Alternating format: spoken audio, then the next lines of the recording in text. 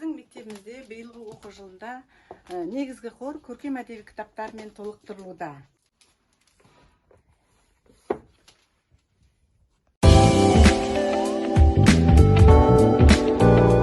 Мектеп жобасы аясында кітап оқу мәдениеті біздің мектебімізде кітапханада қалыптасқан. Себебі оқушылар мектеп жобасы аясында 20 минут кітап оқу акциясы өтеді, балалар. Енді кітап оқу мәдениеті деп, осындай әртүрлі кітаптарды қазіргі заманауи QR кодпен осындай кітаптарды алуларыңызға болады. Кітап оқудың да өзіндік мәдениеті бар, балалар. Кітапты оқып қана қоймаймыз, ол кітапты оқып, мәдениетін, ішкі кітаптың жан дүниесін түсінуіміз керек.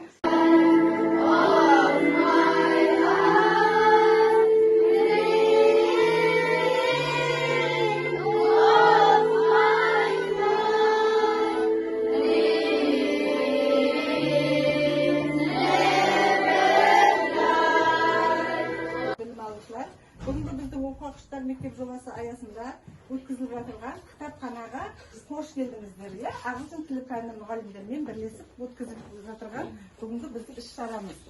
Енді жаңа балалар, кітап оқу мәдениеті. Мінекей бүгін біздер Алпамыс батыр жырларын туралы жаңа көптеген жырларын айттық ағылшынша, және тақпақтар айттық, ертегілер қойдық, ағылшынша көптеген. Осындай оқушылар мектеп жобасы аясында осындай біздің осы шарамызда мектепке кітап сыйла акциясы қоса жүргізіліп тұр.